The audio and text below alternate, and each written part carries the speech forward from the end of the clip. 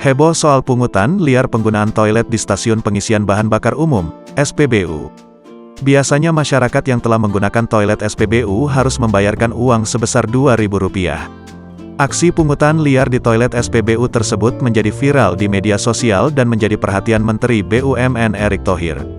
Sebagian netizen menyebut, tagihan yang diminta setelah menggunakan toilet di SPBU merupakan pungutan liar, pungli, dan tidak bersifat sukarela. Hal itu pun menimbulkan pro kontra di media sosial.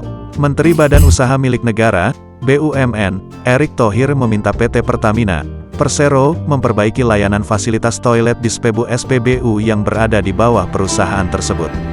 Ia bilang, fasilitas toilet harusnya tak berbayar. Saya minta direksi Pertamina harus perbaiki, dan saya minta nanti seluruh kerjasama dengan pom bensin swasta yang di bawah Pertamina juga toiletnya nggak boleh bayar. Harus gratis, ujarnya seperti dikutip dalam postingan akun Instagram resminya @erikthohir, Senin, tanggal 22 November tahun 2021.